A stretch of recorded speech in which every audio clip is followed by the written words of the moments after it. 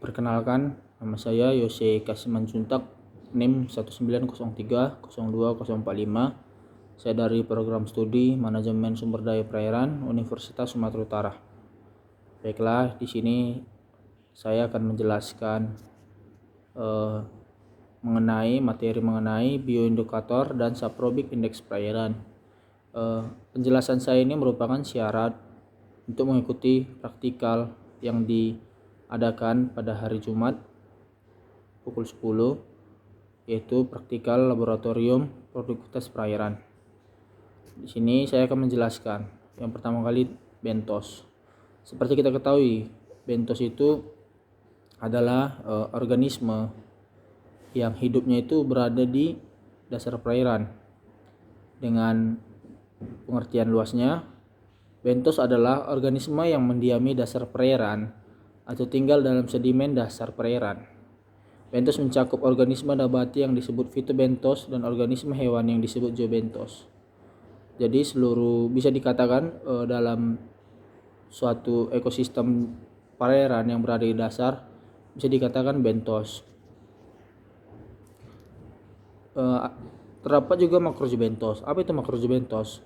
Makrozoobentos merupakan organisme akuatik yang hidup di dasar perairan dengan pergerakan relatif lambat dan menetap serta daur hidupnya relatif lama, sehingga hewan tersebut mempunyai kemampuan merespon kondisi kualitas air secara terus-menerus.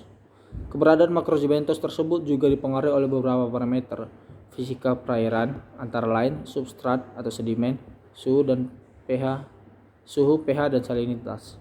Seperti kita ketahui bahwa faktor-faktor fisika sangat menentukan bagaimana kehidupan pada lingkungan perairan, dan bisa dikatakan dasar perairan bisa lebih luas dampaknya karena di situ berada di substrat. Itu binatang-binatang petunjuk yang menjadi indikatornya. Sebagian besar binatang yang hidup di sungai dan dapat menunjuk tingkat pencemaran di sungai tersebut disebut indikator polusi. Di sini terlihat kelompok-kelompok disusun berdasarkan toleransi atau daya tahan terhadap pencemaran, mulai dari yang hanya dapat hidup di air sangat bersih hingga air yang tahan di paling kotor. Ya, sama seperti beberapa jenis organisme lainnya, tidak bisa semua hidup dalam ekosistem yang berbeda-beda.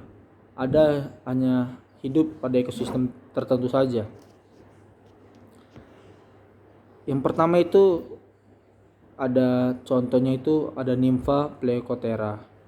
Ini serangga-serangga bangsa dari Plectora. Selanjutnya itu Nympha lalat sari atau serangga-serangga bangsa Epenorhaptera. Terus selanjutnya larva ulat kantong air. Ini serangga-serangga bangsa Trichoptea. Ada udang-udangan atau Crustacea. Nympha capung, serangga-serangga bangsa Odonata. Ada moluska. Ada kepik air, kumabang, cacing pipih, dan larva-larva nyamuk lalat itu juga jadi indikator dalam indeks saprobik. Dalam indeks saprobik juga digunakan beberapa metode. Yang pertama itu indeks biologi LIPI. Indeks ini merupakan indeks yang digunakan untuk menganalisis data biologi secara kualitatif. Organisme yang ditemukan dicocokkan dengan gambar yang ada pada indeks ini.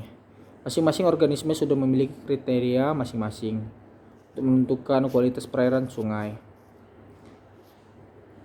Yang kedua itu ada Stream Quality Slide dari Inggris.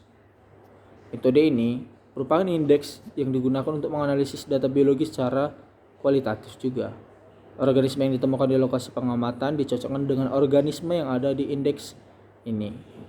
Dari pencocokan tersebut, kita dapat mengetahui kualitas perairan pada lokasi pengamatan tempat ditemukannya organisme indikator.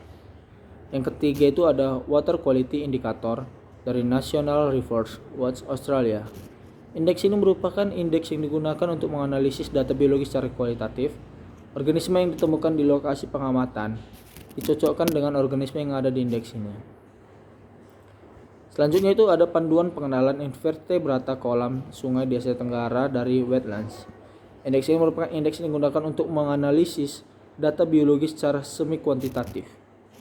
Prinsip kerja dari indeks ini adalah mencocokkan organisme yang ditemukan dengan organisme yang ada pada indeks masing-masing. Taksanya telah memiliki skor tertentu. Skor yang didapatkan dari tiap taksa dijumlahkan dari jumlah tiap tipe. Selanjutnya itu ada Lincoln Quality Index. Di sini jumlah skor tiap kelompok yang ditemukan dinamakan skor BMWP atau Biological Monitoring Working Party. Selanjutnya itu ada ASPT atau Average Score Per Taxon.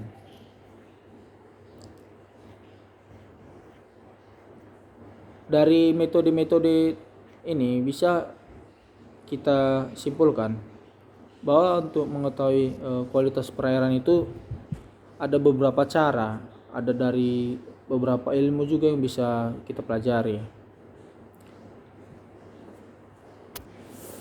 Dan juga ada beberapa tabel yang bisa menjadi acuan kita untuk belajar bagaimana pencemaran perairan itu, terutama itu di substrat yang menjadi organisme tempat hidup bagi organisme bentos. Sekian yang bisa saya dapat jelaskan, lebih dan kurang saya mohon maaf. Saya ucapkan terima kasih.